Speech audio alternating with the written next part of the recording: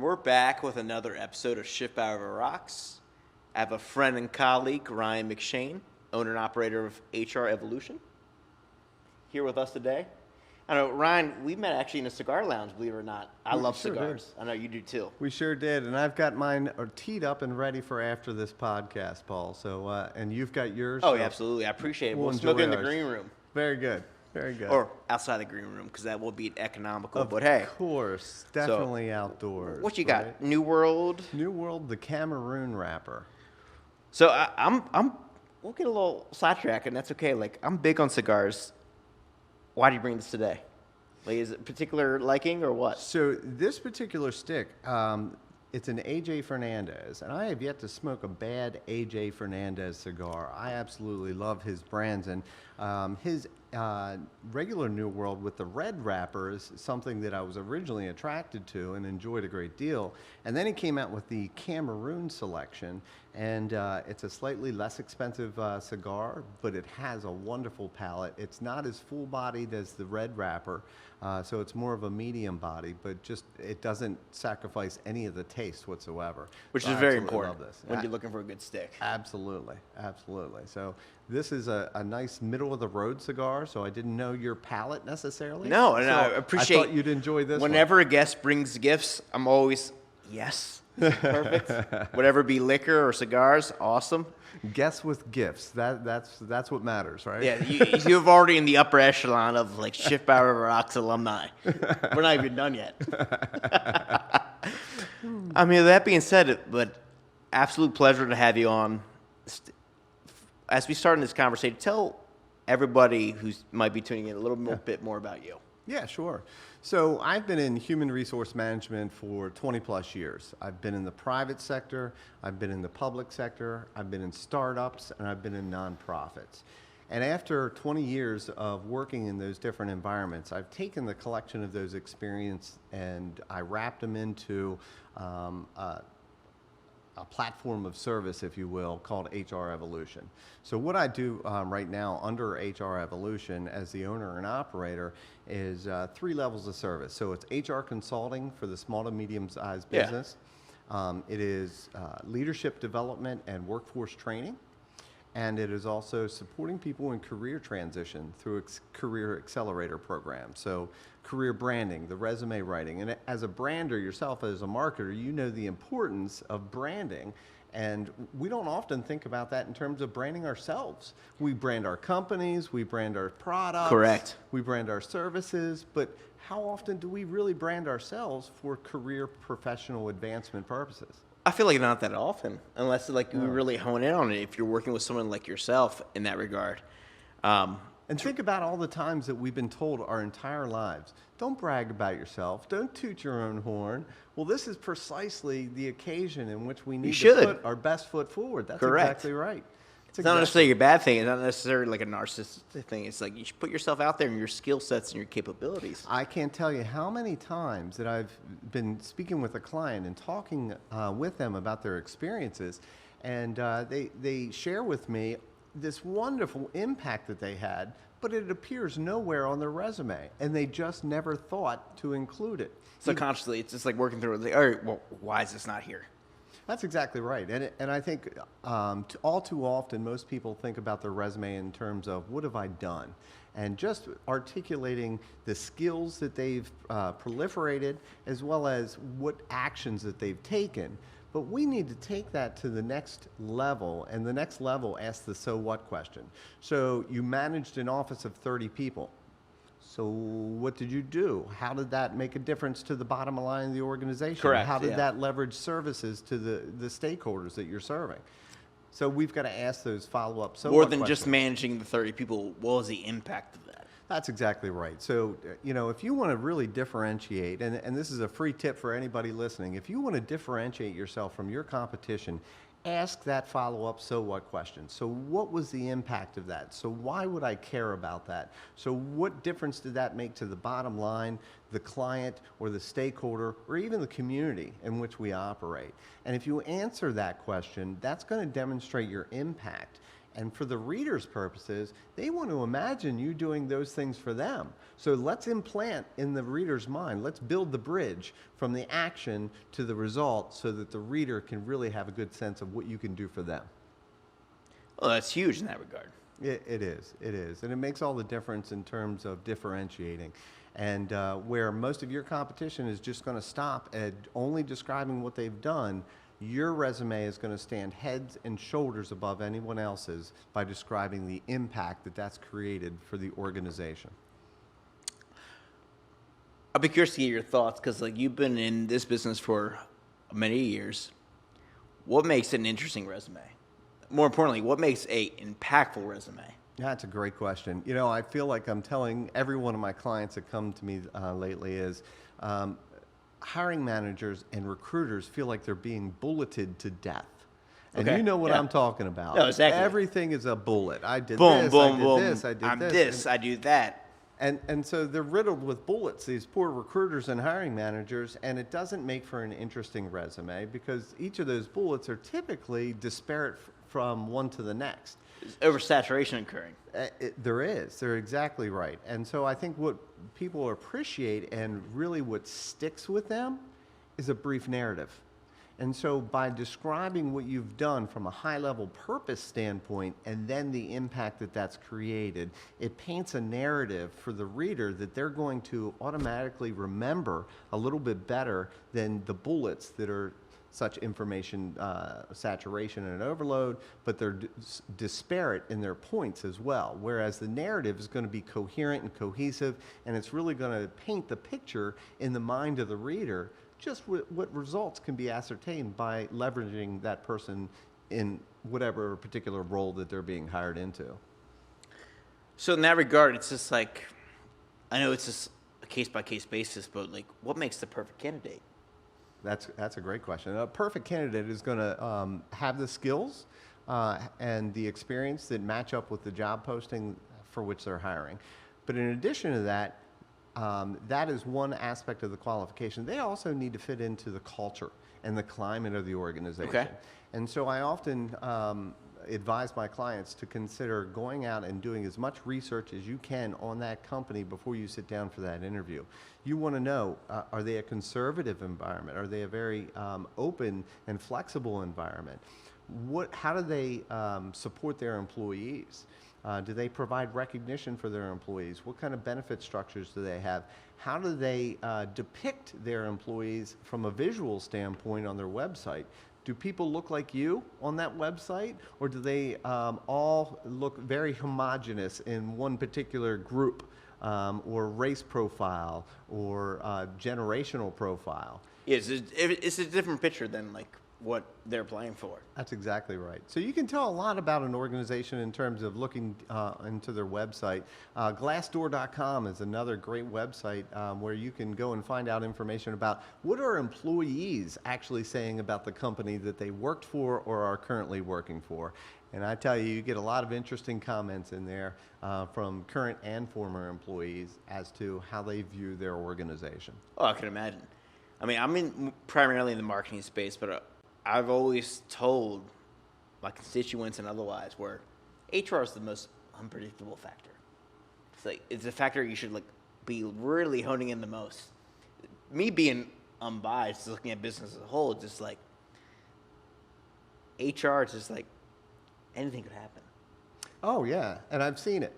In terms of anything can happen. I mean, when you think about the full life cycle of employment, it starts before the person even comes to the employer. Correct. There's the recruitment process, there's the screening process, there's the hiring process, there's the onboarding process, then there's the performance management process. And then what engagement factors do you have built into the organization, if any? And then how do you wind down that person's life cycle? Are you making sure that they're giving back? Are you making sure that there's knowledge management in place? To speak to that, I used to work in Baltimore County for a large public sector organization. Mm-hmm. And it wasn't long after that I arrived there that they were talking about providing incentives for early retirement. Okay. So anybody who had 25 years of experience, you might now be eligible instead of waiting for the full 30 years of experience. Well, one question that was never bantied about, which shocked me from an HR standpoint, is what are we doing to capture the institutional knowledge that these 20, 25, 30-year professionals have garnered instead of letting it go retire to a beach in Delaware or Florida somewhere? Yeah, correct. And so do we have succession planning in place? And in the public sector, succession planning is a dirty word because it's a seniority-based system. Yeah. It's just like, oh, I'm trying to get rid of you. So let's call it something else if you want to, but let's capture that institutional knowledge because those people with the 20, 25, 30 years of experience have seen it. They've been there. They've done that. They know what works. They know what doesn't. They know what conditions and climate exist. They know who are the people that they need to go to, the go-to people to get things done. Uh-huh. So how are we leveraging that instead of asking new hires to start from scratch one? So let's make sure that we're capturing that institutional knowledge and leveraging it for knowledge management purposes. And that was something that I created very early on for this particular public sector organization. Get this, Paul. My first day on the job, I was hired as the human resources director. Okay. And I said, can I have a copy of my job description? They said, you don't have one. Wait, what? Exactly. This was an organization of 220 employees, and they didn't have Yeah, very successful company prior to you coming on. public sector. Public sector. So they Yeah, don't have even any more. competition. So when you don't have competition, you don't have these kind of metrics and structures in place Correct. as much so. And that was something that really enabled me to thrive very early on in that experience because I brought with me a lot of private industry experience that leverage metrics, that leverage business analytics, that leverage these Where kind you're of asking tools. tough questions to these particular Yeah. fellows. That's it, asking the tough questions and making sure that the systems and structures were Well, in you place. should, because you're looking out for what you're supposed to do and otherwise. Well, my follow-up question to not having a job description was, how do you manage performance around here Correct. if no one has a job description? Especially if you don't coming into it. That's exactly right. Here I am, the HR director, and I don't have a job description. What's going on? So I know it might be uncharted territory, but like, how are you measuring success? that's exactly right. So in reply to the question of how do you even manage performance around here, they pull out a single sheet of paper, which is the same on one side as it is on the other side, except the only difference is at the very bottom in red, you see one side says employee copy and the other side says supervisor copy. They're identical. They're identical. And what it was is different traits, and you circle these traits. There was very little in terms of a comment or dialogue session where you actually give feedback that would be appropriate and conducive to improve performance. To that particular It was manager ve- and or supervisor. It was very retrospective. So how do you view this person's performance over the last year? It was not conducive to developing them and enclosing those skill gaps or performance gaps.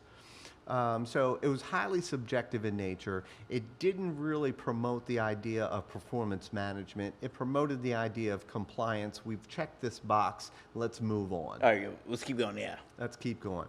So I had my work cut out for me from the very beginning from that experience. Not least of which was to develop job descriptions for every job type within the organization. As I said, there were 220. Revamp the performance evaluation system to now be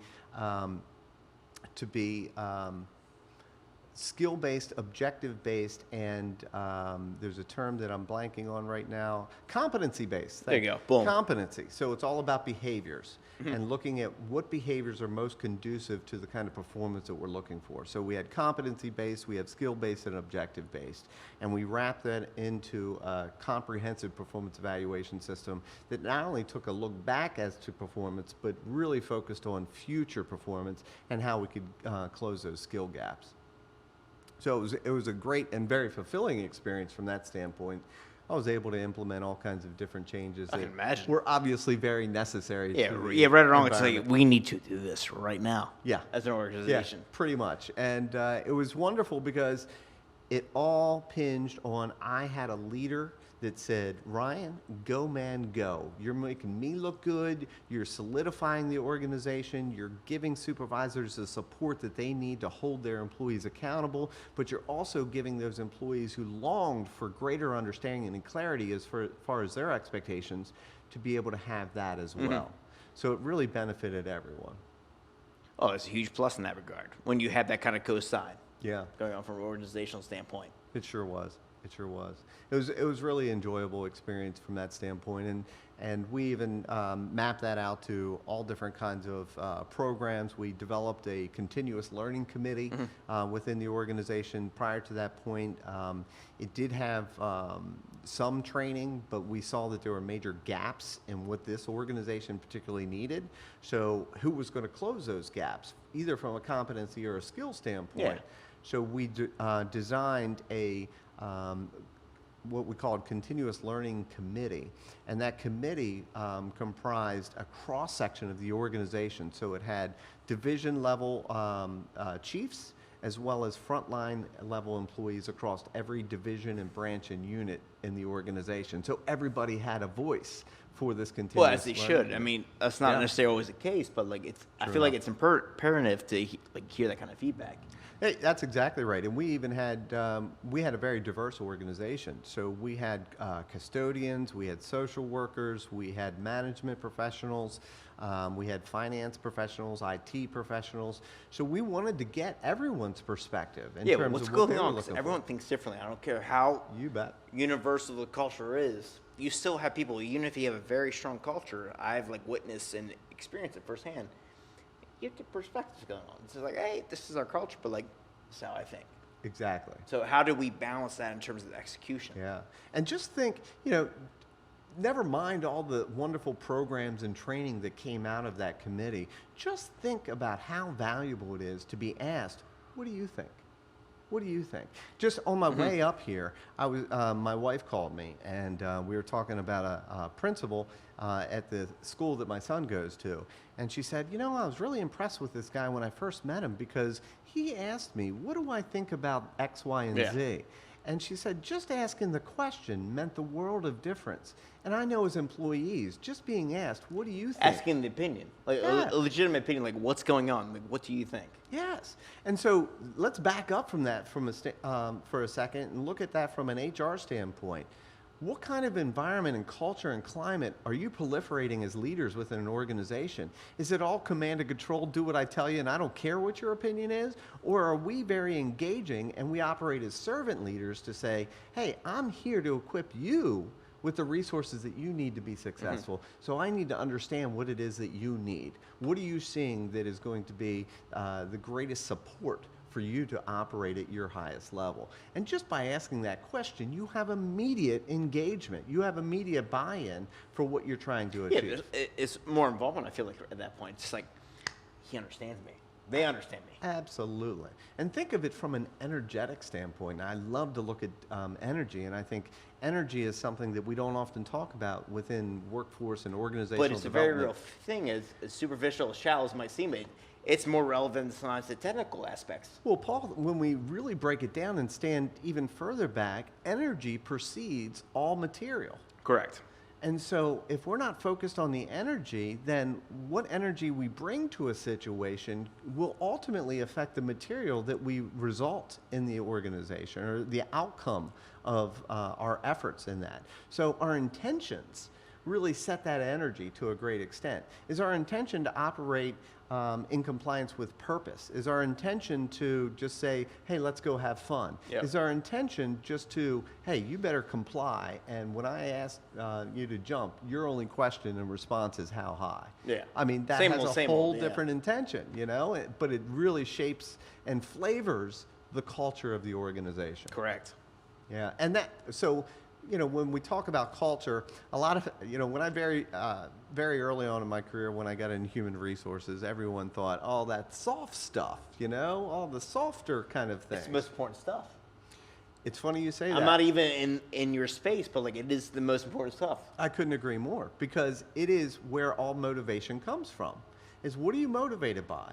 And if we're not identifying with them, what's in it for me, for the people that we serve. Correct. It's like, why am I going to work any day, given day of the week? That's exactly right. And all too often we've come from an environment, well, you're lucky to have a job and we pay you. That's why you're here.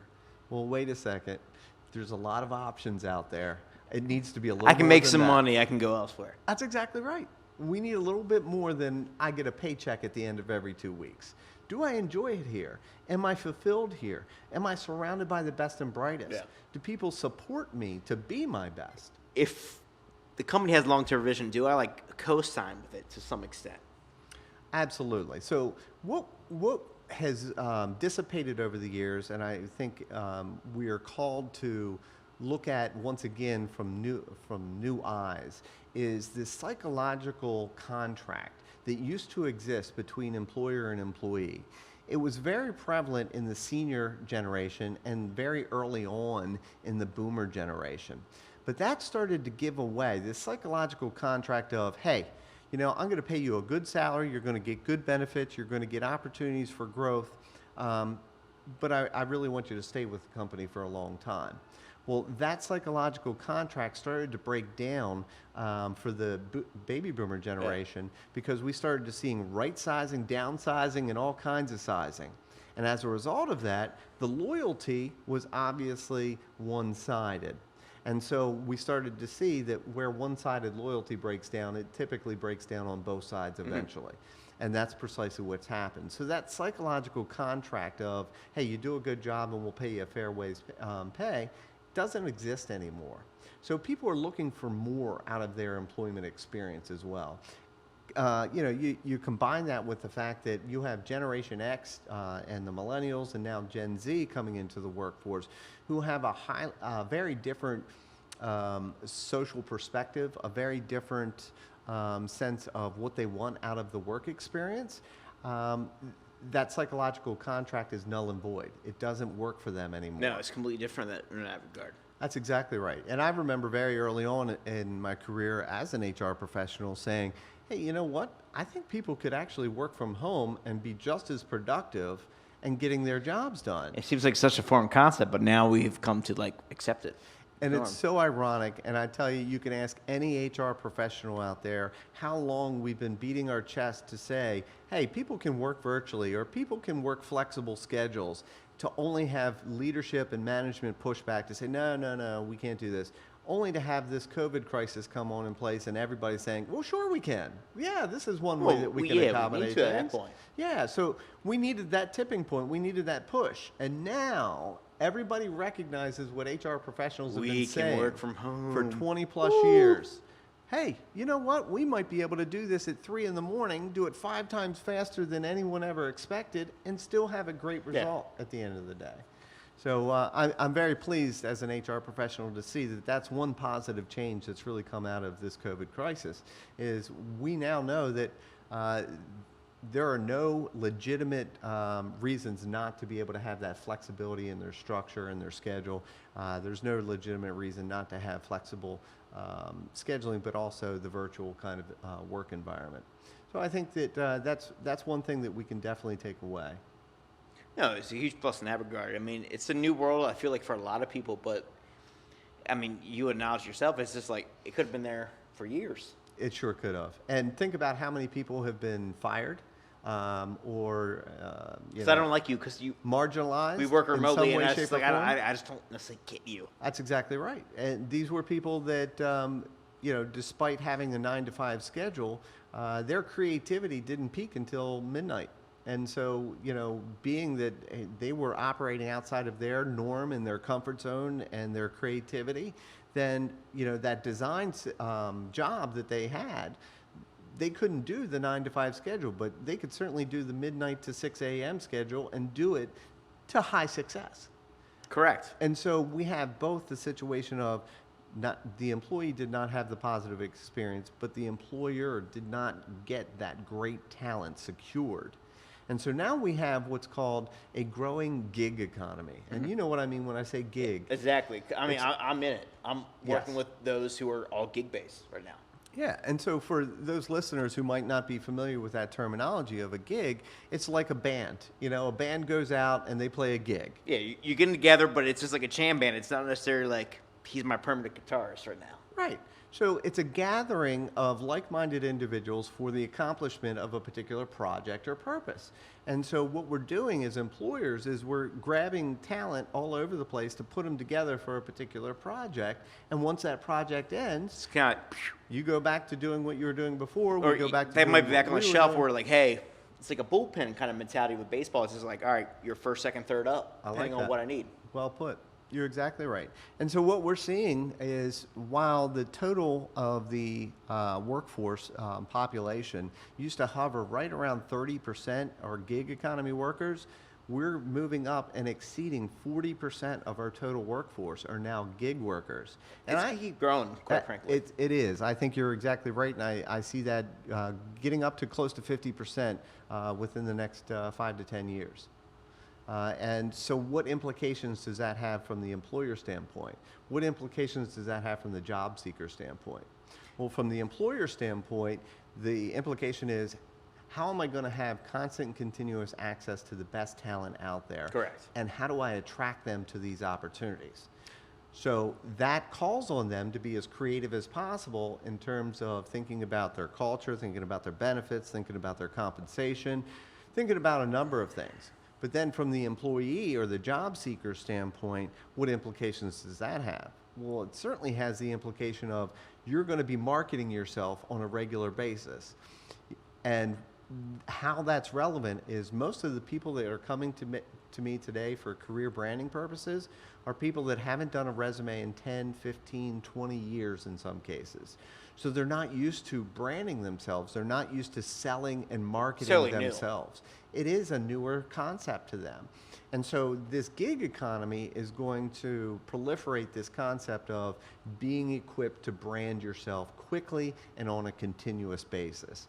And so when I really think about it, I work at both ends of the workforce spectrum. I work with the leaders in the organization on this end from a developmental standpoint, and I work with the people that are in career transition that are trying to get into those particular organizations and how they brand themselves for that purpose. And they're highly complementary, to be honest with you, because I understand what the employers are looking for in their best candidates, but I also understand, based on that information, how to best position my clients from a career branding standpoint to appeal to those employer expectations. It's interesting in that regard too, Ron. It's just the fact that like these companies are growing. It's just like, do you want a gig base employee to like buy into long term, or there's a lot of circumstances like that out there. Yeah. It's like, hey, I'm working with you from a freelance standpoint. Like, are we going to work together long term?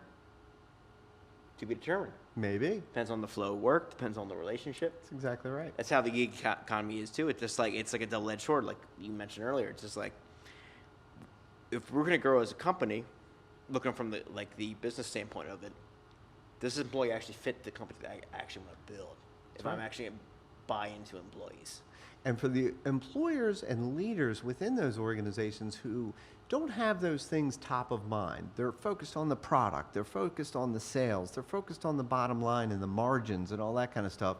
Now they're really forced to think a little more about the culture and how people are being led, how people are engaged, how people are developed. How do we support them to be the best that they can be? Exactly. Yeah. Which it's a sticky question, but it's a good question.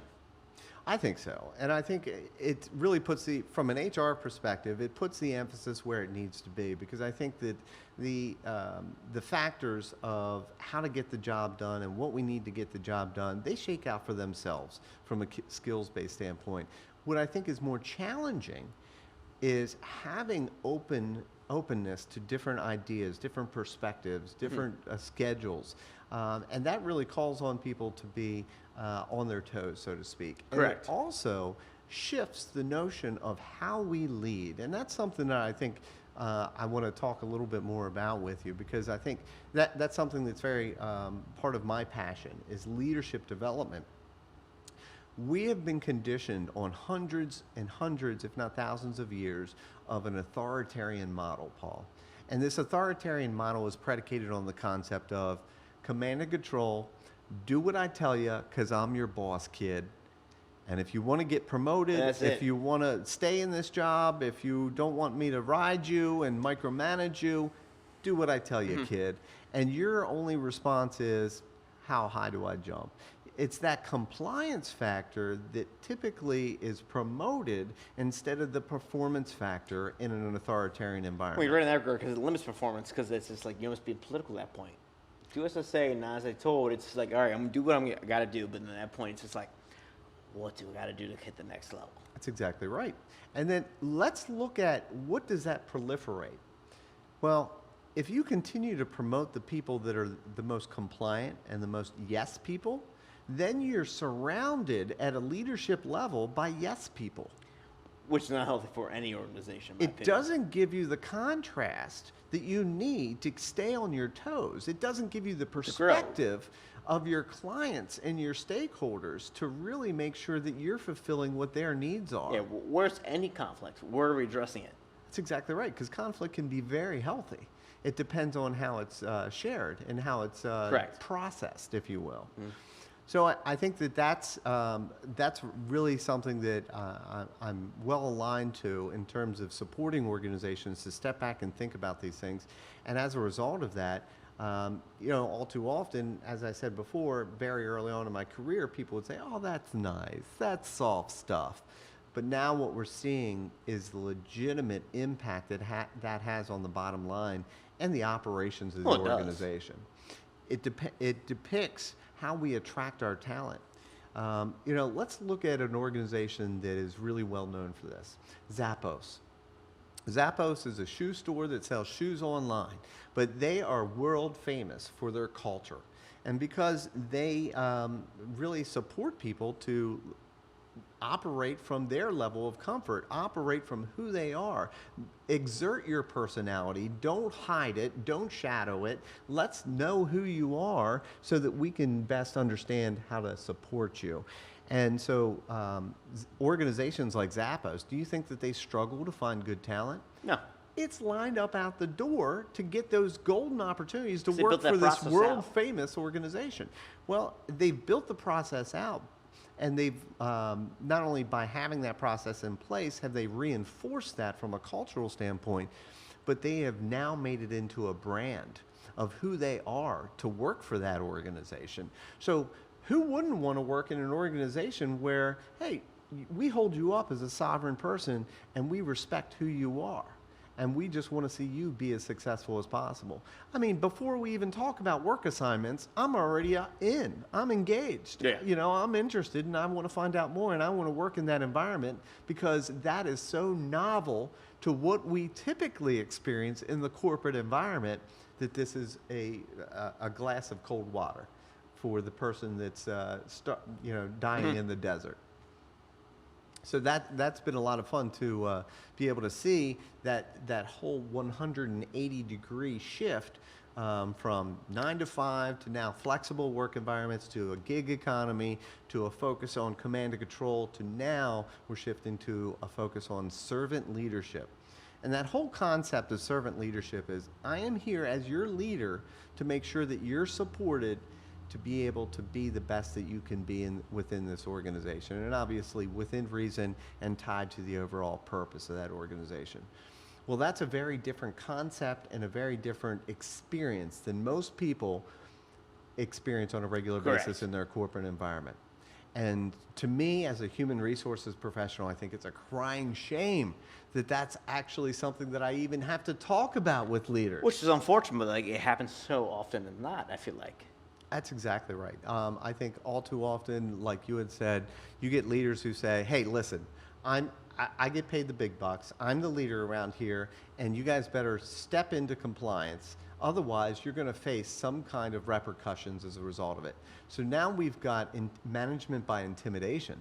Now we've got management by control. Yeah, it's like what grounds that in the first and foremost? What makes it actually relevant? That's a good question. What does make it relevant? That person's personality. And all too often, that's how we lead within the organizations. Oh, when Bob led this organization, that's why It was different here. It was different. It was better here. Yeah. Or You it hear was all the better. time with like transitioning periods, I feel like. You do.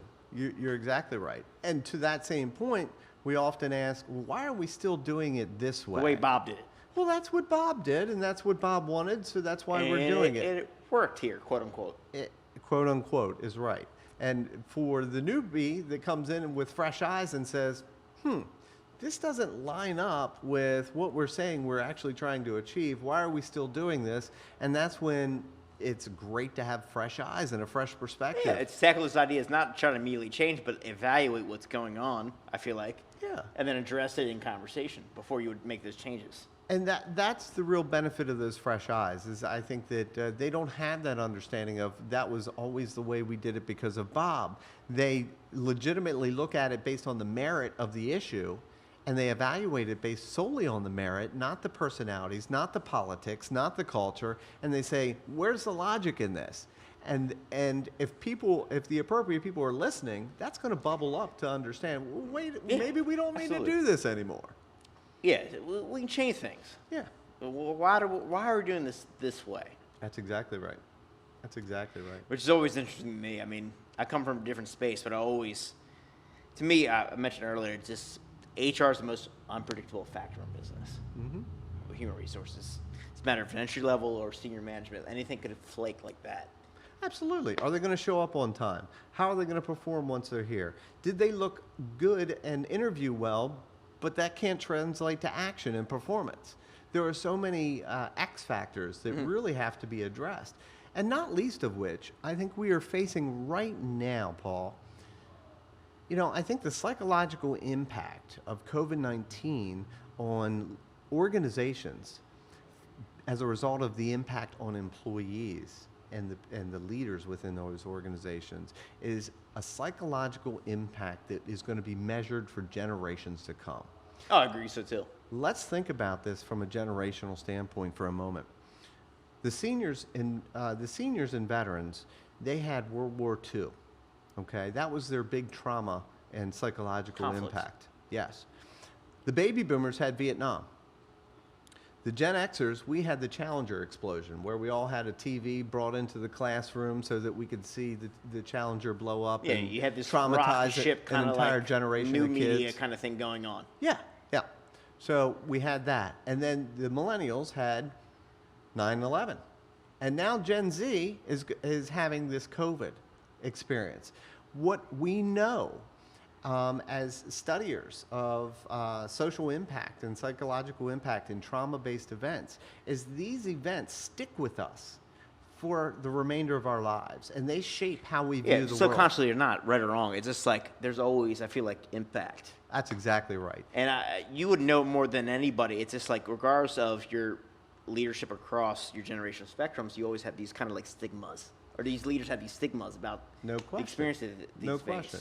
And I think from that standpoint and a leadership development standpoint, we have to start looking at the darkness. We have to start looking at the shadows. We have to start unearthing what is unconscious and make it conscious, bubble it up to make it conscious. Because if we don't make it conscious, then we can't start changing it and managing it. Yeah, yeah. What is your fear?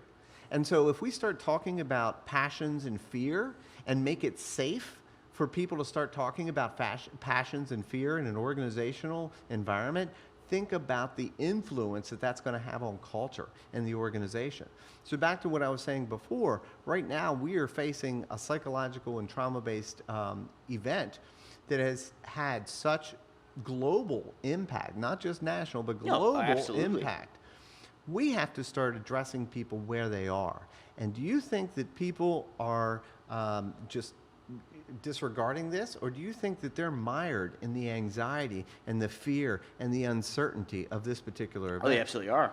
I know they are. Right or wrong. It's just they are. Think about if you have 100% energy, how much energy are you allocating to that unconscious fear and anxiety that's going on a daily basis? I would say any given person, regardless of their background, 20-30%. It's lingering. So you take that 20-30%. Okay, and let's just say you had a long weekend on top of that 20-30%, and you come in on Monday. What percentage are you actually giving to your employer? At that point, maybe 50%. So how often do we pay employees for a fraction of what we're actually supposed to be getting I from feel those like employees? majority of the time, you're getting fractional dividends. That's from exactly employees. right. That's Frankly. exactly right. To me, I feel like that may be an unpopular opinion, but I would love to hear more on your feedback with that, with your experience. Well, so when people say, "Oh, that's nice," or "That's Not this-" saying people are like not optimal, but like there's No, I things know- that happen. I know what you mean. This is where HR jumps out of the soft stuff and gets down to the hard bottom line. And from a leader and a business owner standpoint, you want people to give what you are compensating them for. Okay, so if you're compensating them at $100,000 a year, but you're only getting 50% in terms of performance, maybe you might be invested in seeing how you can get the remainder of that 50% so that you get a good return for compensation. And so that's the hard factor that I think we as leaders and HR professionals need to really pay attention to, is what can we do to make sure that we're getting the greatest return for our investment, and that investment being that employee. Yeah. So what things... like personnel output. Exactly. So what things mitigate that investment or negate that investment? Well, anxiety, fear. Yeah, right or wrong, it's prevalent with majority of people. It is. So we've got this psychological event that took place external to most people's work environments, but they're carrying that in with them. And now we can bring that into a corporate structure that already has an authoritarian command and control environment. So we've now doubled the impact of that psychological fear and anxiety and uncertainty. And so we have thus reduced the performance factor even further. So I think it calls upon leaders and it calls upon employers to say, what can we do to mitigate the impact of this psychological event, as well as establish a culture that unleashes performance, that unleashes creativity and doesn't stymie it? How many times have you said, hey, right, or heard people say, we need employees that think outside the box, only to think outside the box and then be told, no, not like that. Too much. Not No, like no. that. Don't think like that. Yes. And so what are they going to do? So how They're never going to share how should we another think? thought. Yeah, well, that's just it. Should we think like leaders, or we should think like employees? I've had employees tell me, Ryan, just tell us what you want us to do. You ask so many questions and you want our input. Just tell us what you want us to do and we'll do it. And I said, is that really how you want to work? And this is someone who has been very resigned to the fact that that's the work environment she expects and that's what she knows how to do. So there's no call upon her to critically think, to problem solve, and I feel like be some creative. people are comfortable with that. You're exactly right. Which is right or wrong, but that's okay. There are going to be That's some a comfortable style for them. That's exactly right.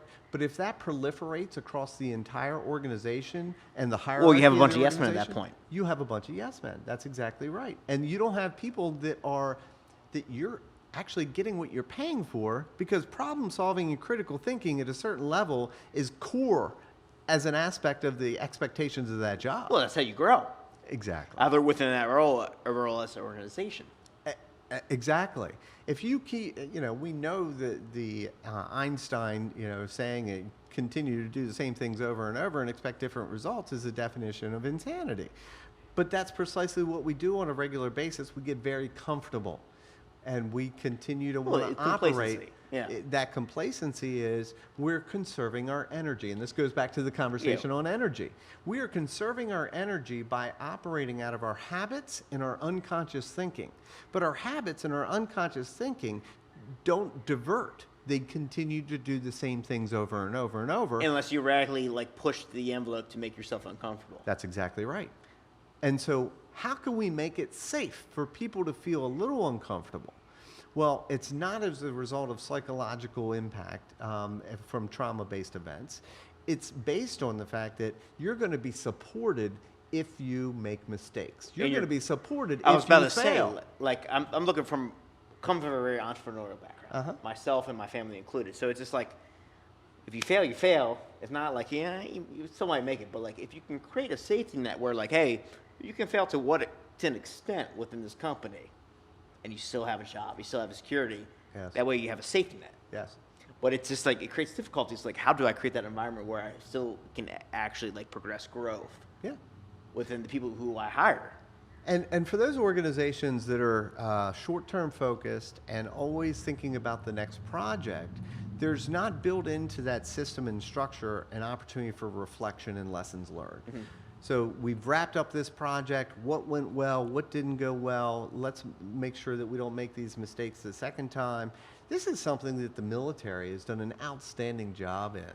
My father, not to get too off-cut, Army for 4 years. He says the Army is one of the most best-run organizations on the planet. Yeah. From his experience. And I wouldn't know personally, but in a corporate environment, we have started to adopt many of the practices from a training and organizational development standpoint that were created in the Army. But it works, from what I've been told and We what I've wouldn't learned. adopt it otherwise. You're exactly right. It It's does a chain work. of command, and to an extent. Yes.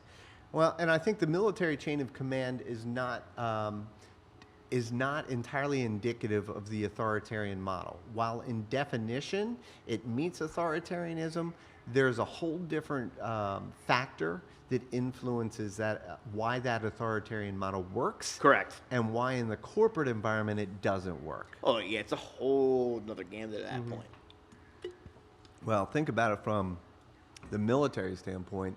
You're obviously operating in a crisis situation based on military Yeah, typically, right? operations. Or at least they want to train you to be ready for that. That's exactly circumstance. right. That's exactly right. So that's where command and control needs to increase because of the criticality of that situation. Most corporate environments don't have that level of life or death criticality into them. No, just because, I mean, based, not necessarily any judgment to them, but it's like they haven't lived through those experiences yet from a company standpoint. They haven't necessarily lived or died yet. Yeah, that's exactly right. So I think that we have a golden opportunity in front of us to really look at what we're doing and how can we unleash the full energy that employees bring to the table for performance purposes. And all too often our systems, our structure, our biases, our stereotypes, our unconscious thinking holds all of that back. And that's largely where I'm working with leaders to uncover and unearth those biases and those conditioned thoughts that no longer cohere to what our environment is, no longer cohere to our purpose, and no longer cohere to our dreams and our goals. That's super huge, the way you're framing it that way, Ryan. It's the fact that you're essentially a challenger when you work with these organizations at times. Yeah. A healthy challenger, though. Yes, that's exactly right. We need to, it says a lot about an organization when you can't entertain dissent. And organizations that can't entertain dissent are going to continuously operate in the same way that they ever have. And so we need to make either it safe. stagnant or they digress. That's exactly right. So as leaders, as human resources professionals, to be able to ask these kind of questions from a place of genuine inquiry, not a place of judgment, but a place of genuine inquiry. So why are we still doing what Bob said we should do, and Bob retired 20 years ago, and it doesn't cohere to our purpose any longer? Why are you still doing it?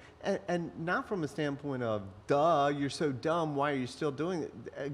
Exactly, remove the judgment component of this and get it to a standpoint of, let's unearth these things. We're just in discovery mode. And it's almost like a brainstorming session. There are no right or wrong answers. There are no right or wrong responses to this. Let's just start looking at this and examine it and reflect on it, because I don't think we've done that for the last 15 to 20 years. But it could be holding us back. So if we unearth this, maybe we can find new ways to be much more efficient and much more bottom line oriented. Awesome. I mean, as we're kind of wrapping up everything, you gave a great deal about what you do and how you do it. Why do you do it? It doesn't have to be necessarily a finite answer, but put a little sprinkle out there. I appreciate your asking the question because I think it's that why that more employers and leaders need to be asking of their followers is, why would you want to work for us? And if their response doesn't cohere to the overall purpose of the organization, that may tell you something right there, that they might not be a fit. But why I do what I do is because I come from the standpoint that work does not have to be the drudgery that it's defined to be in the Webster's Dictionary. Yeah. It doesn't have to be enslavement. That's exactly right. Well, at least that's the way I view it, at least. Not put words in your mouth. Well, I believe that capitalism has really taken it on the nose, and we've heard a lot of proliferation of the negativity around capitalism, but what we've forgotten is how capitalism has... How liberating it can be. How liberating, how empowering, how it's lifted generation after generation out of poverty. And so I think that there's obviously a great societal and community component in terms of capitalism and benefit as a result of that. So how we do it is going to be equally as important as whether we do it. And so the how is what I'm very focused on. The why comes from the how, because I think why would we want to go to an environment that continues to beat us down every day on a regular basis just to be able to afford our bills, just to be able to afford to live on a regular basis? I think we are diminishing what the experience could truly be. Because how many people have you talked to, Paul, and I know you know it from an entrepreneurial standpoint, they love what they do. Correct. They have made a huge impact. They've created things that have improved the lives of people around them on a regular basis. Or that they employ. Correct. That's exactly right. And so they're looking at this from a highly altruistic standpoint. Yes, I get paid well, and I'm able to afford my bills and some other things so I can have fun and all that kind of stuff. But at the end of the day, did I make a difference? Because I'm not taking that money with me, but I know the impact that I had on the lives that I've benefited through what I've created has made all the difference. And that's really what we need to be able to focus on at the end of the day. Well, I think it makes a better world. I talked about with a guest earlier, it's just the fact that money is a byproduct of providing value and service. To the level you get it, it's variable, but if you get it as a, almost a factor of what you put out there. That's exactly right. And if I was to kind of wrap it up and put it in concise terms, I subscribe to what's called conscious capitalism. Okay. And conscious capitalism is predicated on 4 principles: higher purpose, stakeholder orientation, conscious leadership, and conscious cultures. Now, the higher purpose is the vision, mission, or purpose of the organization. Most organizations have that in some kind of form or shape, but if they don't, it needs to be clearly defined. Okay? It's basically our value proposition as well. The stakeholder orientation says we will do no one thing in benefit of one stakeholder group to the detriment of another stakeholder group. Now, contrast that against corporate capitalism, where it's all about making sure that we're creating the greatest revenue. It creates a sense of community at that point. That's exactly right. Amongst one another, rather than competition. What the fuck's the best for the company? That's exactly right. And so when we're operating based solely on what's the best for the company, we're trying to undercut our competitors. We're trying to undercut our suppliers. We're trying to undercut our employees that actually make the money. Which is awful, but that happens often. Yeah, so we need to recognize who our stakeholders are and make sure that we're lifting them up in this process, that we are a part of this larger ecosystem. If we're benefiting, how are do we they support them? That's exactly right. That's exactly right. So unfortunately, the corporate environment, corporate capitalism has taken that to a very competitive standpoint. The conscious leadership is predicated on the servant leadership model versus the authoritarian model. And the conscious culture says, how do we want our stakeholders to view us? How do we want our clients to view us? How do we want our coworkers to view us? How do we want to fight with each other when we fight with each other? And that depicts our culture as an organization. And by the merit of asking those questions, we now have an opportunity to create the dream organization that serves everyone in alignment to our overall purpose. Creates an opportunity with it that aligns to the overall vision of the organization at that point. It does. It does. And at that point, it's the perfect world. It creates this... It seems unachievable, I feel like, at times, but it is within realm. Well, I think that just like with team formation, anytime any new external factor or internal factor comes in, it's an opportunity to shift up that organization. And this is an opportunity for us to double down on our foundations. And our foundations are the culture. Our foundations are the leadership. Our foundations are the talent that we bring into the organization.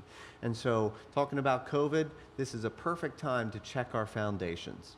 Are we doing things in a coherence with our overall purpose? And if we're not, let's call a timeout. And I'm sure we have a couple more minutes, but it's really interesting with COVID, where it is a crisis, Yeah. but we always experience crises. So it's just like, how are we with this crisis to any other crisis as an organization? To me, that's what makes it very important. How do your values remain consistent? Yeah. Yeah, and if you don't have core values, if you don't have that defined, it's even harder. That deviation, it's almost unsustainable, I feel like. That's exactly right. And, Paul, I'm sure you've seen it as I've seen it. You go into an organization and they might have a mission statement on the wall and they might have core values on a sign. But they don't adhere to it. They don't adhere to it, and if you were to stop any employee in the hall and ask them to recite their mission statement, they would look at you with a blank stare. What the hell is this? Yes. I read it on my first day here, and I've been here for 3. What the hell is this? I think we're supposed to do this, but I'm sure we have a mission statement somewhere. Sorry, I got to go do this right now. Sorry. Yeah. It was nice talking to you. Yeah, they're focused on the next thing, whatever that is. Right or wrong, but that's how the organization's formed. That's exactly right. That's exactly right. And if we're not coherent, or even understanding what our purpose is, what our foundations are. Well, I think the purpose is always a byproduct. It's always the end game, but it's just like what you do on a daily basis, does it lead to that byproduct? Precisely. That's exactly right. That's exactly right. And that's where we It talk might not about be, culture. and I don't expect to be the forefront of any entry-level employee. Yeah.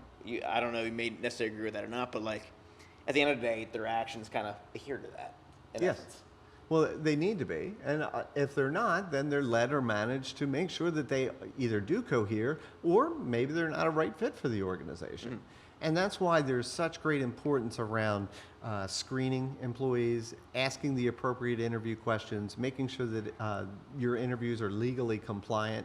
And then once we get them here, is it a hire them and forget them situation? We're just going to throw them a 3-inch binder that has all our SOPs in it? This is what we want in theory, but do we actually want you long term?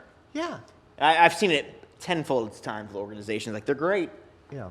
and they mean well, but it just really, are they adhering to what they really want to seek out? You're exactly right. And, this is not just from an organizational standpoint. Organizations are made up of individuals. And so as individuals, we know that our behavior does not always cohere with what our thoughts are or what we believe to be our highest purpose. We sometimes act out of our lower behaviors, okay? And so that happens in organizations too. But we've got to have the courage and the support to be able to call those things out or at least stand back and evaluate as to how can we create greater coherence.